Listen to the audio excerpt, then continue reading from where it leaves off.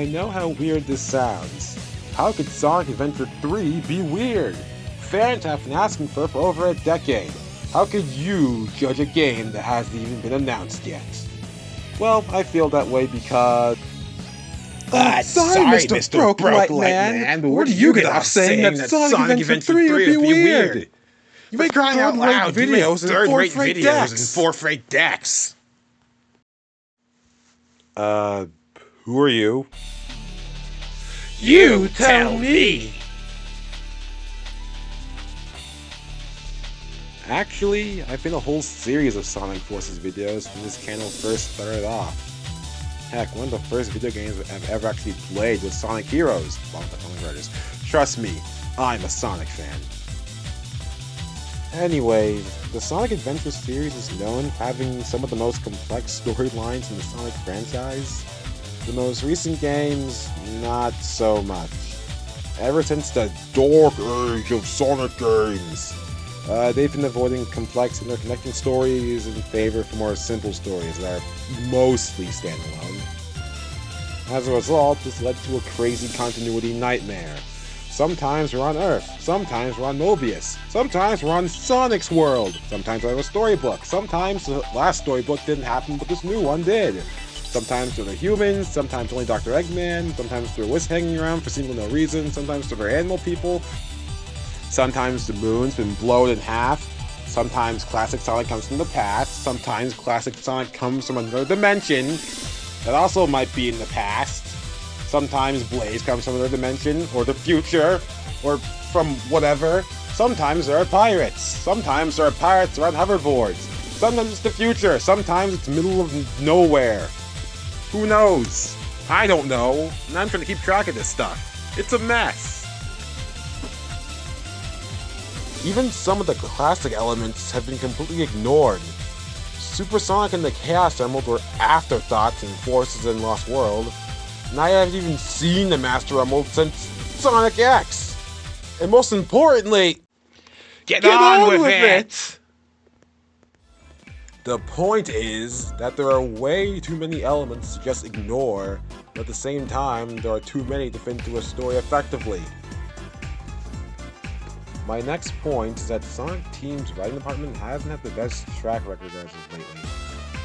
I mean, Forces is their most complex story, and in that game, stuff just happens, but there isn't any weight to them.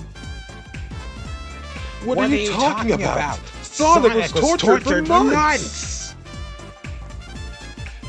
Yeah, but the next time we see him, he seems perfectly fine. He could have just been captured yesterday and it would have still fit.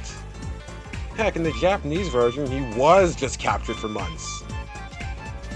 Robotnik took over the world! Yeah, we take it back in a couple of weeks at most. So, speaking of Robotnik, where's Eggman land? I mean, wasn't that his main goal from the beginning? To build the ultimate robotic society or whatever? For me! Together, we'll destroy Station Square! And on its ruins, I'll build Robotnik Land, the ultimate city, where I will rule it all! Come on, Chaos! Let's find another emerald, shall we? Heck, he actually built Eggman Land in Sonic Unleashed. And he didn't even take over the world in that one. He almost destroyed it, and then when no one was looking, he took over a continent. Boom! Eggman Land Zone. Whatever. Eggman amassed a massive army of clones and has killed and captured thousands of people! But we never actually get to fight Chaos or Shadow. Sonic takes care of Zavok almost as soon as he escapes. He and the partner team up to go take down Metal Sonic. The partner takes down Infinite a couple times. Sonic takes down Infinite a couple times. Shadow technically beat Infinite from the very beginning. Heck, Shadow beat himself later on.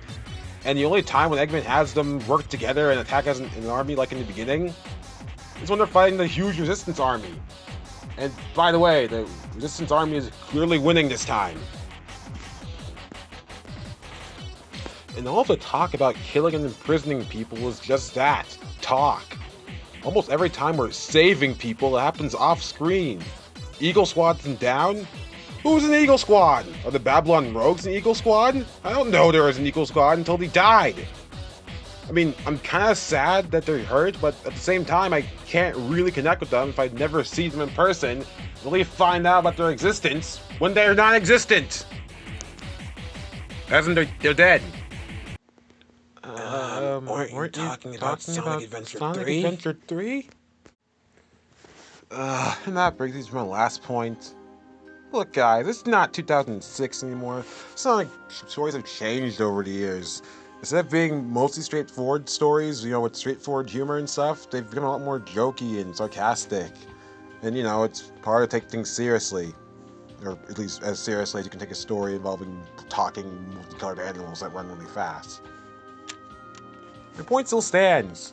Seriously, in Sonic Colors, they brought on 2 of the writers from Happy Tree Friends to do some of the dialogue. You can't get much more disconnected than that. The story will probably end up being the usual Sonic affair. Dr. Eggman will find and such or make a new weapon, and Sonic and his friends will try to stop him. The Chaos Nachos won't be mentioned, even though Super Sonic will appear in the game inexplicably. Knuckles will continue to forget he has a giant weed rock to protect, and it won't be stolen by Rouge for no reason. Tails and Amy, Shadow, Vector, and all the usuals will appear, except Cream, of course. And only Sonic, Tails, and Knuckles will be playable, because those are the only 3 characters we care about, apparently. That sort of thing. I'm not saying a relatively simple story is going to end up being bad automatically, but this is Sonic Adventure. We had high standards at this point. But hey, that's just me. And I hope I'm wrong.